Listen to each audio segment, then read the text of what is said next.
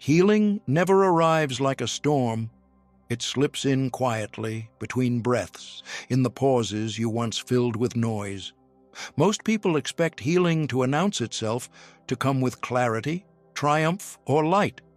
But real healing doesn't look like that. It's more like waking up one morning and realizing you no longer ache for what broke you. You don't even notice when it starts. It happens in the small ways you respond differently, when silence stops feeling like loneliness, when you no longer chase explanations for the things that hurt. Carl Jung taught that true transformation begins in the shadows, not the spotlight. Growth is rarely glamorous because it's an internal event, invisible, sacred, and often misunderstood. It doesn't demand applause, it whispers. You might think nothing is changing, yet something in you has already softened. You breathe differently. You don't flinch as much when life mirrors old pain. The patterns that once controlled you begin to dissolve. Healing begins the moment you stop performing strength and start allowing truth. It's when you no longer fight the darkness, but walk through it with awareness. When you stop asking, "Why me?" and start asking, "What is this teaching me?" That subtle shift, from resistance to curiosity, marks the true beginning of healing. You learn that peace is not the absence of chaos, but the ability to remain whole within it. So if your life feels quiet right now, don't mistake it for stagnation. This stillness might be your soul repairing itself in silence. You may not recognize your healing because it's not loud. It's steady. Every breath you take without bitterness, every choice made without fear, every boundary you honor is proof. You're not who you used to be. You're becoming who you were always meant to be. The process is invisible, but its power is immeasurable.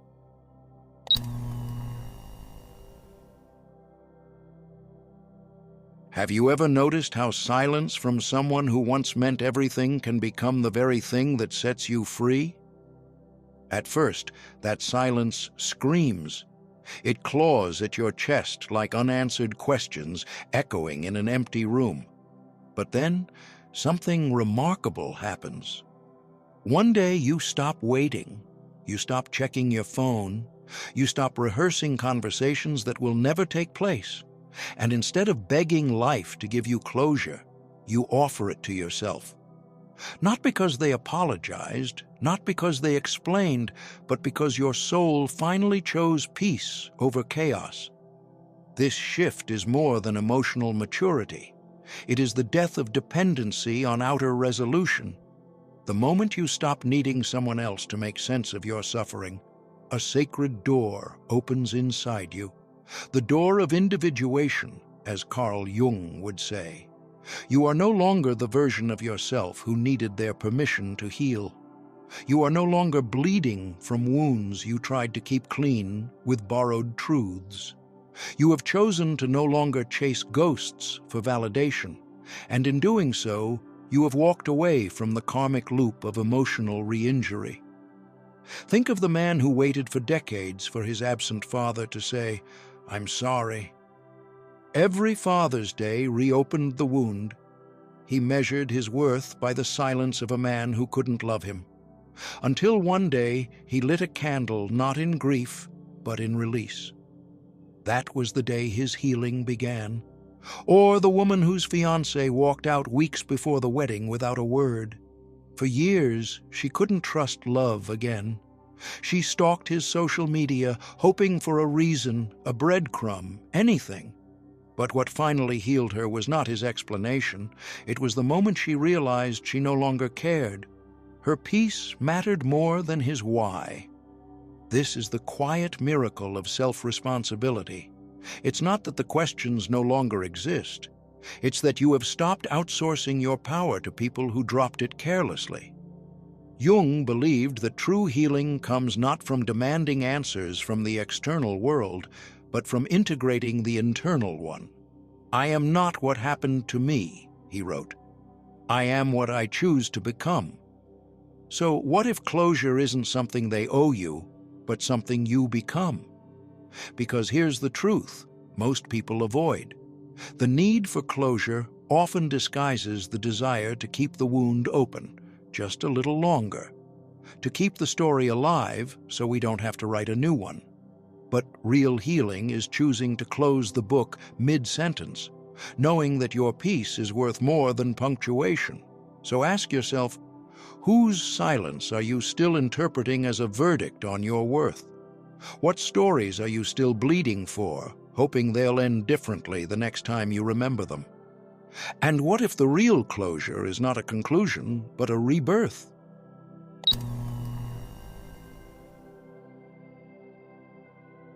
What if the ache you feel when someone misunderstands you, is it really the echo of your younger self still asking to be seen? We spend so much of our early lives trying to be understood, by parents who were too distracted, by friends who couldn't grasp our silence, by partners who mistook our depth for distance. It begins as a survival strategy, because being misunderstood once felt like rejection. But with healing comes a quiet shift. You begin to realize that not everyone has the eyes to see you, and that no longer feels like your fault. Being misunderstood used to unravel you. A single sentence taken the wrong way could ruin your day. You'd explain yourself over and over, as if your worth was hanging on their ability to get it.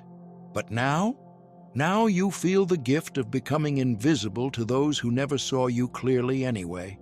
There's no more desperation in their confusion, just a soft detachment. You stop arguing with people who are committed to misunderstanding you.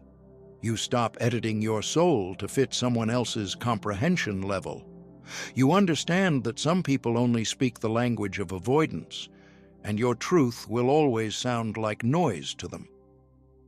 Carl Jung believed that what others project onto us often says more about them than it does about us. He wrote, "Everything that irritates us about others can lead us to an understanding of ourselves." But the inverse is also true. Everything others misunderstand about us often points to the places they are unwilling to meet within themselves.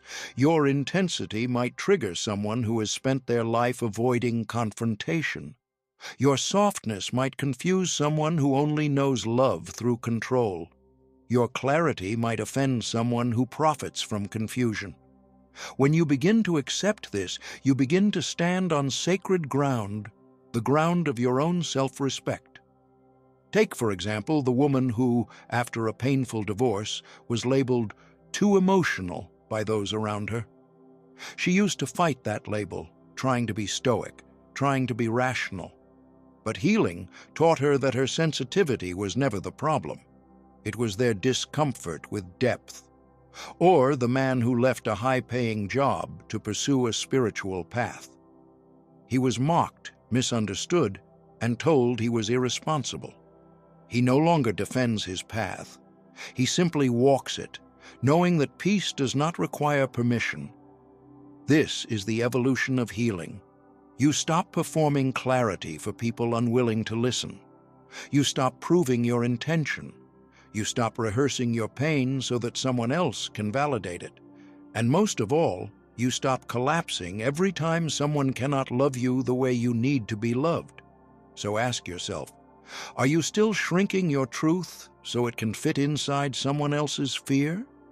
Are you still translating your soul into a language that isn't even yours? What would happen if you stopped trying to be understood and simply started being? Because the truth is, some people will never understand you, not because you are too much, but because they have yet to meet the parts of themselves that resonate with your truth. And that is not your burden to carry.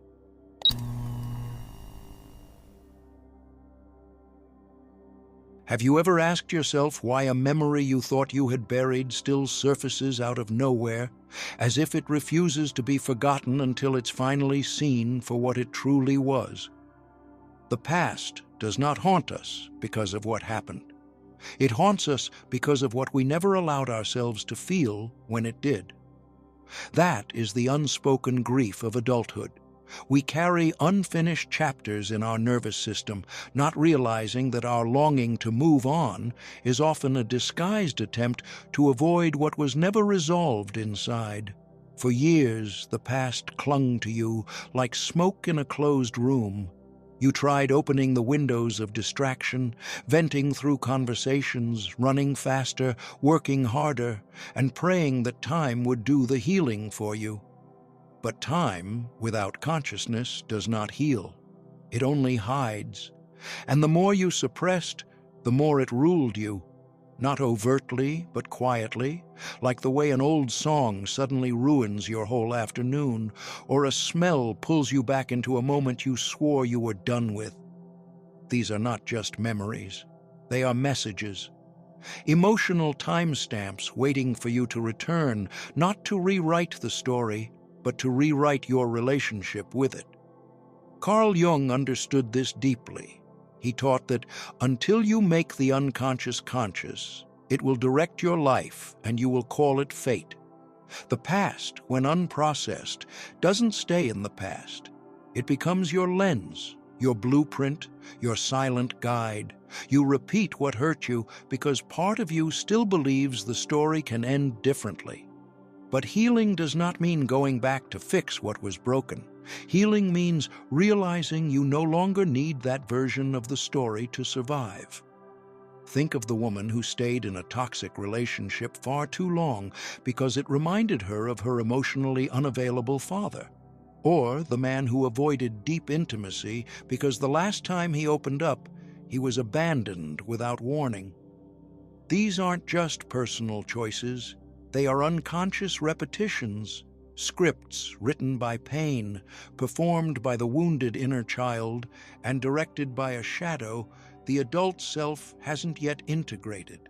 But then, something shifts. You begin to notice the patterns. You no longer idealize the person who betrayed you. You no longer fantasize about what could have been. Instead of blaming yourself, you begin to understand yourself. You stop asking, "Why did that happen to me?" and start asking, "What part of me needed to experience that to wake up?" This is not forgetting. This is re-owning your story without letting it define you. Releasing the grip on the past is not about indifference. It's about clarity. It's about no longer needing the past to change in order for you to feel free in the present. You honor what happened, not by reliving it, but by refusing to let it steal your current peace. That is the ultimate closure, not from someone else, but from within yourself. So let me ask you, what memory are you still clinging to, hoping it will finally say something different? What pain are you still carrying, not because it's real today, but because you've tied your identity to it? Are you ready to stop being loyal to the wound? Because true healing is not about returning to who you were before the pain. It's about becoming someone new because of it.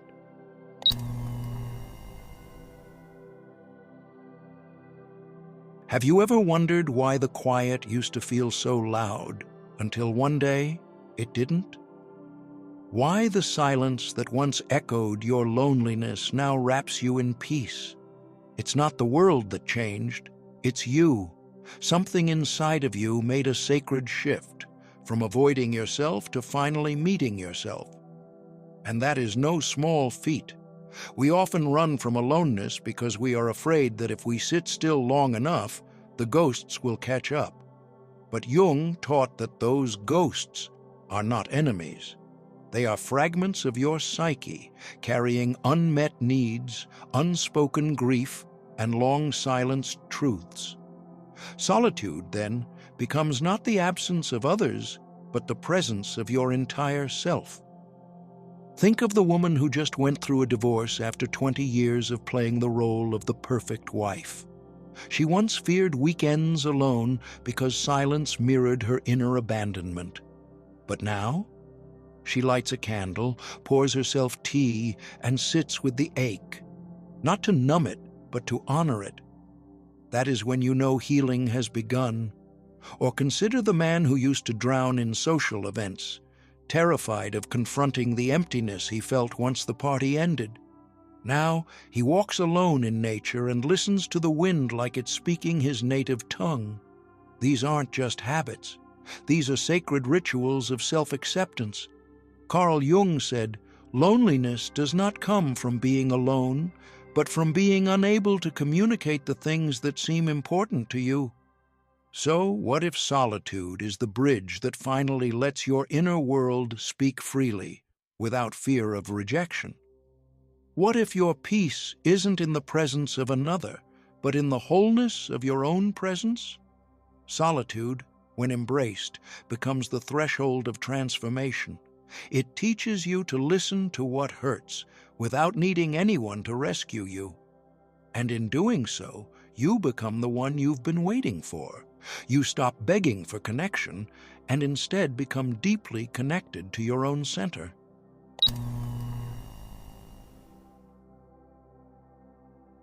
What if the greatest strength you now possess is something no one else can see, but everything in your life quietly reflects?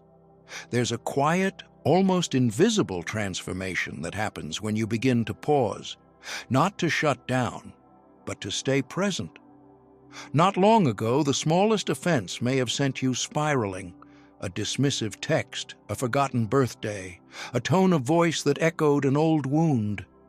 You may have exploded in anger or collapsed into self-doubt without even understanding why. But now, something inside you waits. You no longer react. You breathe. You feel the wave, but you do not become the wave. And in that breath, however brief, you are no longer the child of your past. You are the conscious adult who has begun to see. Carl Jung wrote that emotional maturity begins the moment the unconscious no longer controls you. That doesn't mean you don't feel hurt or angry. It means you see it as it rises. You create just enough distance to witness your pain without unleashing it blindly. That space, the pause between emotion and action, is sacred. It is the birth canal of a new self. Real-life moments may seem small, but they are sacred markers of growth. Imagine a woman who used to dread family gatherings because her mother would always compare her to others. In the past, she'd shrink, fume, or leave in tears. But this year, she pauses. She notices the comment, feels the sting, but chooses silence. Not silence as repression, but as power. She doesn't collapse into the child who needed approval. She holds herself with the grace of a woman who has nothing left to prove. That is mastery. That is healing. Or picture a man who used to panic every time his partner pulled away emotionally. He would flood her phone with messages, begging for reassurance. But now, he waits. He breathes. He notices the old wound of abandonment, but instead of projecting it onto her, he turns inward. What am I afraid of losing? He asks himself. And in that space, he finds not abandonment, but the opportunity to reparent his inner child with presence and stability. That is not a weakness. That is quite a revolution. This is the work most people never see. It's not dramatic. It doesn't get applause, but it rewires your destiny. Because the unconscious only rules your life when you are not aware of it. When you pause, you step out of the trance. When you pause, the pain doesn't disappear, but it no longer drives the car. Jung believed that healing begins with the ability to reflect instead of repeat. When you react automatically, you're repeating. When you pause, you reflect. And reflection creates choice. You are no longer the puppet of old patterns. You become the author of new ones. So ask yourself this. When was the last time you paused long enough to meet yourself in the middle of a trigger? What would happen if your greatest power wasn't your words, but your restraint? What if the silence between stimulus and response was the most potent form of love you've ever given yourself? Your breath is not empty. It is full of direction. And every time you choose to pause, you affirm to your nervous system that you are no longer in danger. You are awake. This is where your real transformation begins.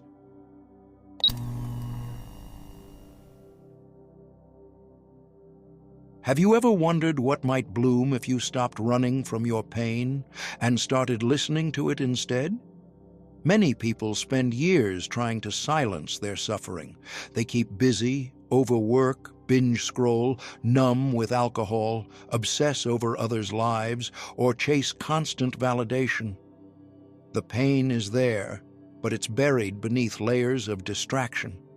It isn't until you stop and sit with the ache that something miraculous begins to unfold. You realize the pain doesn't want to destroy you, it wants to transform you. This is the sacred shift, when, instead of escaping your wounds, you begin to create from them. You stop running and start alchemizing. You take the broken pieces and sculpt them into meaning. You write your story. You sing your grief. You paint your confusion. You walk through nature with questions in your chest and let the wind answer. You begin to express what you once tried to erase. Carl Jung called this process individuation, becoming whole by integrating everything you are, even the parts you once rejected. And creativity, in its rawest form, becomes the ritual through which that integration occurs. Not just painting or poetry, but any act of conscious expression. A woman who journals each morning to give her anxiety a voice. A man who quietly builds a garden where his grief can grow into beauty. A single mother who writes letters to her younger self so her daughter won't have to inherit the same silence. These are acts of creation. These are sacred. Because creation is not just an act of art, it is an act of ownership. It says, "This pain belongs to me, but it no longer defines me. I get to choose what it becomes." The truth is, most people never reach this stage. They stay stuck in cycles of reaction, avoidance, or bitterness. But when you begin to use your pain on purpose, you break the cycle. You stop repeating. You start reshaping. And your life stops being a wound and begins to become a symbol. So ask yourself, what pain have I been avoiding that might be asking to be expressed? What story do I carry that no one else can tell? What kind of healing could I create, not just for myself, but for someone else who silently carries the same weight? Your pain does not want you to suffer. It wants you to awaken. And when you begin to create, you give it a voice. You give it shape. You give it somewhere to go that isn't inward. And in that act, something sacred occurs.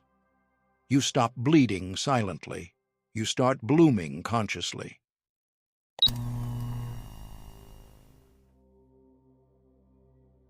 Have you ever looked in the mirror on a quiet morning and realized you no longer need rescuing?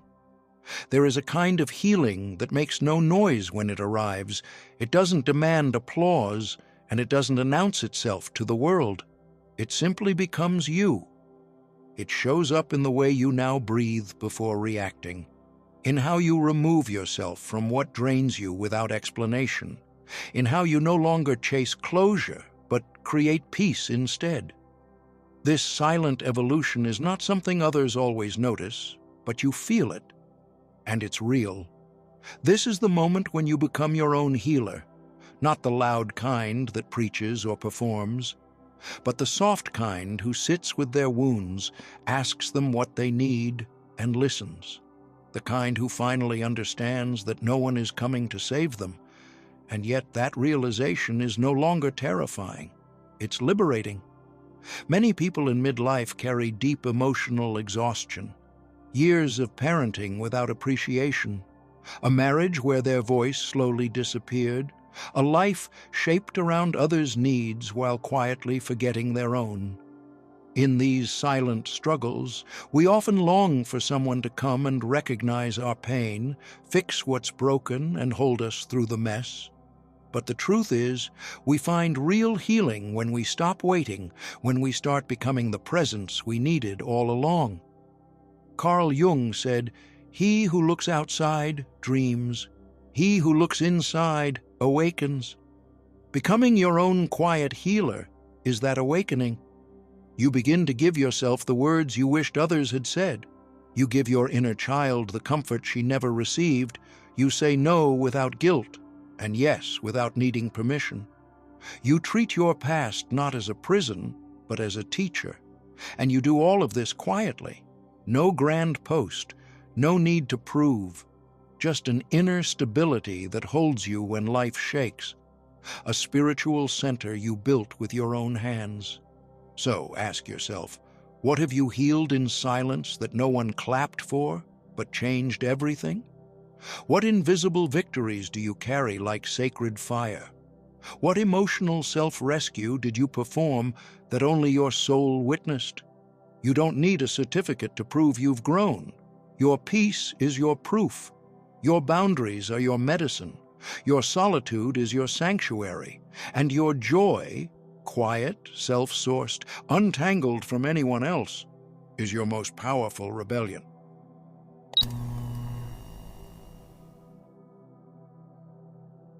What if the greatest evidence of your transformation isn't in what you tell the world, but in what no longer controls you? There comes a moment in the healing journey when you stop trying to prove you've healed. You stop retelling the story of your wounds in search of validation. You stop asking others to believe you have changed, because something deeper, more rooted, has taken form inside you. Peace. And not the fragile kind that comes from avoiding conflict, but the kind that radiates from within, unshaken by the past. It's a quiet shift. You no longer chase apologies. You no longer rehearse arguments in your head. You don't shrink to fit back into roles that kept you invisible. The storm still exists, but you're no longer standing in it. You've moved inward, built a sanctuary there. As Carl Jung taught, healing is not about becoming perfect. It's about becoming whole. And wholeness does not mean escaping your past. It means integrating it, carrying its lessons without its pain. This kind of peace isn't flashy. It doesn't demand attention, but it is unmistakable. You hear it in your silence. You feel it in your breath. You see it in the way you walk away from what once shattered you without needing closure. You recognize it in how you respond with grace instead of urgency. Your nervous system no longer confuses chaos with love. That is not just growth, that is mastery. It takes time to reach this place, years of unraveling your false selves, seasons of being misunderstood, late nights where your only company was your shadow. And yet, here you are. You didn't just survive, you became. Not what happened to you, but what you chose next, what you built in the aftermath. So, if no one clapped for you, let this be your applause. If no one noticed, let your peace be your proof. If no one understands, let your soul smile anyway. Ask yourself gently, who have I become when no one was watching? What battles did I win in silence? What pain have I honored without performing it? The world may never know what it took to become this version of you, but you do. And that knowing is sacred. You are not your trauma. You are not your reaction to it. You are the space that held it, felt it, alchemized it. And now, you are the stillness after the storm. You are the healed timeline. You are the home you never had. Your peace is the only proof needed, and it is more than enough. Let this be your gentle reminder to celebrate the inner transformation, not the outer performance. Let the stillness speak, and let your journey inspire others, not through words, but through who you are now. If this touched something sacred inside you, don't let it fade into silence. Like this video, subscribe, and turn on notifications. Your presence here is not just support, it's resonance. And if you feel moved to give back, Your donation becomes a quiet but powerful gesture that helps keep this light alive for others still walking in the dark.